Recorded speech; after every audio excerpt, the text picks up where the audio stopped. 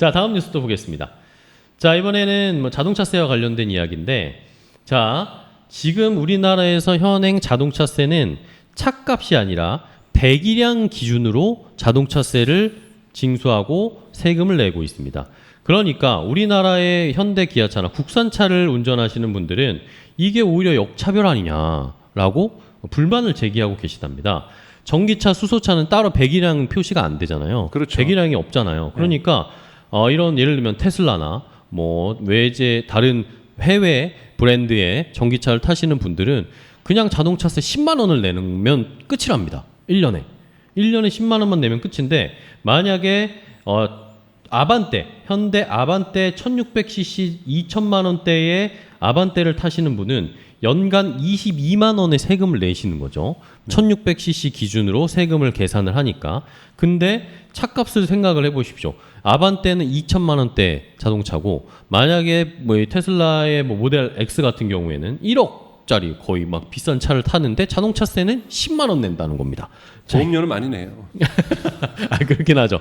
그러면서 이런 수입차 가격이 국산차의 2배가 3배가 훨씬 넘는데 자동차세는 왜 국산차 내는 아니면 전기차 안 타는 사람들이 더 많이 내야 되는가에 대한 불만들이 좀 그렇죠. 있는 그러니까 아반떼를 타면 안 되는 거죠. 그러니까 지금의 시대가 뭐냐면, 그러니까 이렇게 제도적으로 네. 전기차에 대한 우대 정책을 쓰고 있는 거잖아요. 그쵸. 그러니까 전기차에 대해서 우대 정책을 써서, 예를 들면은 3호 터널, 2호 터널, 1호 터널 그 서울에서 지나갈 때마다도 면제 통행료, 받잖아요. 네, 그쵸, 거기에 그쵸. 아반떼는 돈 내고 그 모델 S는 돈을 안 받아요. 어떻게 할 거예요, 그거를요? 그러니까 그거는 뭐냐면 전기차 일반에 대한 지원 정책을 지금 그렇네요. 쓰고 있는 거기 때문에 이런 결과들이 나오는 건데요. 이런 거는 저는 일시적으로 크게 중요하지 않다고 저는 생각이 들고, 이것이 역차별이니 부당하다느니 이런 거는 아니라고 봅니다. 즉 내연 기관은 좀 부당하게 아반떼를 44만 원 해도, 그리고 저기 뭐죠? 제네시스 내연 기관 같은 경우는 100만 원 때려도 저는 문제 없다고 봐요.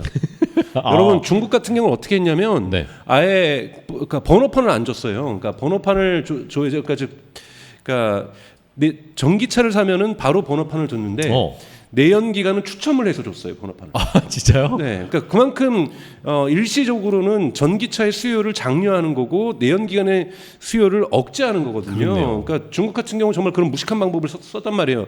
너 내연차 살 거야? 그러면은 저 추첨할게, 복권이야. 너 그거 걸리면 그거 번호판 걸리면 줄게. 타는 거고 안 걸리면 못 타는 거야? 그러니까 이거는 전기차를 안 탈 수가 없었던 거예요. 그러게요. 근데 그거를 지금 제도를 철폐를 했거든요. 이제는 어느 정도 시장이 티핑 포인트를, 그러니까 전환점을 통과했다. 22%나 되고 있으니까요. 이제는 그거 안 해도 전기차로 가니까요. 이런 식의 어떠한 제도적인 것들은 나라마다 다양한 양식으로 있습니다. 네. 그렇습니다. 네. 어쨌든 전기차 친환경차를 타게 하려는 추세네, 정부나 이런 전 세계적인 추세에 따라가는 흐름이다라는 걸로 볼 수밖에 없겠습니다. 그죠? 자, 다음 뉴스를 또 보겠습니다. 자, 이번에는 비아디 이야기인데, 테슬라는 인도 진출을 코앞에 두고 있는데 비아디는 인도 진출을 철회했다. 정반대의 행보가 나타나고 있습니다. 자, 외신들에 따르면 중국의 전기차 업체 비아디가 인도 투자 계획을 전면 철회하기로 결정했다라는 소식이 전해졌습니다. 비아디는 당초에 10억 달러 규모의 전기차 공장, 배터리 공장을 인도에다가 건설하려고 했는데 인도 정부가 이것을 거부하면서 투자를 철회하기로 했답니다. 인도의 세계 부처의 관리들과 많은 정부 당직자들이 중국 투자에 대해서, 중국의 이 기업들이 인도에 투자하는 거에 대해서 안보에 대한 걱정을 하면서 중국 기업들은 안 된다, 이런 식으로 거부를 했답니다. 이런 이야기들이 나오면서 비아디는 인도 쪽의 진출은 쉽지 않을 것으로 보입니다. 제가 한번 살짝 이건 말씀드렸던 네, 거거든요. 그러니까 그건 사실은 저 제목 잘못 뽑은 거죠. 인도 진출을 철회당한 것이 아니라 인도 진출이 거절당한 거죠. 그렇죠. 그러니까 지금 인도하고 중국하고 까인 사이가 거죠. 그렇죠. 사이가 안 좋으니까 틱톡도 인도에서 금지됐잖아요. 위챗도 인도에서 금지됐습니다. 그러니까 인도가 중국 서비스들을 지금 이렇게 계속해서 차단하는 거거든요. 지금 인도하고 중국 갈등이 워낙 지금 심각하니까요. 그쵸. 그러니까 비아디가 우리 너네 거기다가 공장 짓게 그랬더니 no thank you 이런 거예요. 말도 안 되는 소리야, 이러겠죠. 너네들은 집으로 가거라 돌아가거라 이렇게 얘기를 한 거니까 이거는 철회가 아니라 진짜 거절이에요. 근데 이렇게 기사를 저렇게 쓰는지는 잘 모르겠지만 그러게요. 네, 뭐 하여튼 그렇습니다. BYD는 인도 진출이 거절된 거고 테슬라는 지금 계속해서 구애하고 있는 그쵸. 입장. 그래서 어느 정도 협상을 하고 있고 협상들이 지금 진행되고 있는 1차 협상은 결렬됐었지만 다시 2차 협상을 다시 지금 시도하고 있는 상황이라 볼 수 있습니다. 여기에서 이제 모델 2가 생산될 거라고 사람들은 기대하고 예상을 하고 있습니다. 있죠. 네. 좋습니다. 과연 인도에서 모델 2가 생산될지 그리고 인도에서 테슬라의 자동차들이 또 엄청나게 팔리고 돌아다닐 수 있을지 걱정돼요. 인도 여러분 이 중앙 차선도 없고 그렇죠. 제가 예전에 인도를 가봤습니다. 무법지대입니다. 그런 데서 자율주행 되겠어요? 자율주행은 쉽지 않습니다. 거기는 왜냐하면 거기는 불확실성들이 너무 많거든요. 네네네. 소도 갑자기 도로에서 튀어나오고 네네. 닭도 튀어나오고 그러기 때문에 델리라는 큰 도시에서도 그럽니다. 네. 갑자기 막 소가 튀어나오고 원숭이가 튀어나오고 이러기 때문에 자율주행은 힘들지 않을까. 그래도 알아서 이게 전기차 운행은 할 수 있으니까. 왜냐하면 인도는 제가 예전에 지금도 그렇다고 하는데 기본적으로 사이드 미러를 접고 다녀요. 부닥치니까요? 네. 여기 차들이 너무 가까이 다니니까 사이드 미러가 서로 부딪히면서 깨지니까 그냥 사이드 미러 접고 다닙니다. 그러니까 옆을 안 보고 다닌다는 거죠. 그냥 내 앞길만 갑니다. 요런 인도 주행, 인디아 주행 이 시스템을 이 테슬라에서 개발하면 좀 성공할 것 같습니다. 과연 할 수 있을지. 자, 여기 또 댓글 달아주셨어요.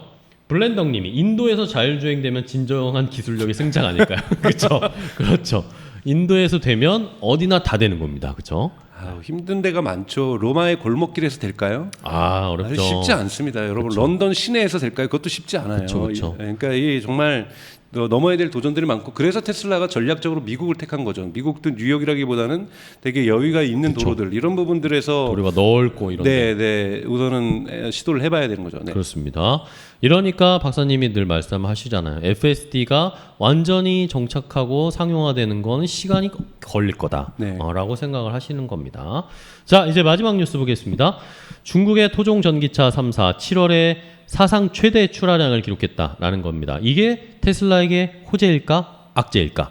자, 시장에서 중국에서 샤오펑 리오 그리고 리오토 중국의 3대장이라고 할 수 있는 토종 전기차 3사가 사상 최대의 출하 실적을 지난달 7월에 기록했답니다. 이들 세 개 회사가 7월에 모두 65,600여 대의 자동차를 출하했는데 이것이 사상 최대의 출하 실적이고 작년 7월보다는 2배가 넘게 폭증한 수치라고 합니다. 자, 이러면서 이게 과연 테슬라에게 그럼 좋은 일일까 나쁜 일일까 생각을 해봐야 되겠죠. 그런데 시장에서는 이게 오히려 좋은 소식이다라는 식으로 해석을 하고 있답니다. 어떤 이유에서요? 왜냐? 전기차 경쟁사들에게 시장을 뺏긴 걸로 보면 나쁘다고 생각할 수가 있겠지만 어쨌든 중국의 전기차 시장의 수요는 여전히 탄탄하다라는 식의 해석을 할 수 있다는 거죠. 이미 중국은 전기차로의 전환이 시작이 됐고 시작에서 다시는 돌이킬 수 없는 길로 가고 있어요. 시장 점유율이 22%가 지금 신차에서 되고 있는 거잖아요. 이런 부분들이 점점 빠른 속도로 올라가고 있고요. 사실은 중국의 저 3사들이 생산량이 저것밖에 안 되니까 저것밖에 못 파는 거예요. 그래서 더 많이 만들면 더 많이 팔릴 겁니다. 왜냐하면 중국 정부 같은 경우에는 전기차에서 전 세계적인 주도권을 갖겠다는 선언을 명확하게 했고 BYD 같은 경우는 지금 유럽 진출을 하고 있고 미국 진출도 지금 지난주에 말씀드렸던 것처럼 문을 두드리고 있는 상황이잖아요. 인도는 지금 거절당한 상태지만 그러니까 자국의 기업들을 키워서 수출 기업으로 만들겠다. 근데 내연기관 키우면 여러분들이 중국차 사시겠어요? 근데 전기차를 하면은 한국에서 저는 팔릴 수도 있다고 저는 생각이 들어요. 제가 말씀드렸잖아요. 유럽은 처음으로 1사분기 때 유럽에 있는 브랜드들이 중국에 수출한 전기차보다 중국에서 유럽으로 수입한 전기차의 대수가 많아졌어요. 이러한 크로스가 일어났다는 건 뭐냐면 사람들이 중국 브랜드에 대해서 내연기관은 불신하지만 전기차는 이거 들어가는 부품도 적기 때문에 그냥 저렴한 전기차 중국 거 산다 쓸만하다 탄다라는 거예요. 이렇기 때문에 중국에게는 이게 오히려 기회라는 거죠. 그렇기 때문에 중국은 여기에서 백돈은 없습니다. 중국 정부에게 있어서 제가 중국 바보 같은 제가 정부 관리라도 이거는 판단할 수 있는 그러니까 산수의 문제죠. 수학의 문제도 아니라 산수의 문제라고 저는 생각이 들어요. 네. 그렇습니다. 데이빗 주님이 중국 차는 솔직히 사고 싶지 않아요. 네. 주셨어요. 이해는 갑니다. 네. 그렇죠. 저희도 그렇습니다. 자, 자, 이렇게 뉴스는 다 체크를 해봤고요. 초롱이님이 자, 초롱이님 범죄도시의 그 초롱이님인가요?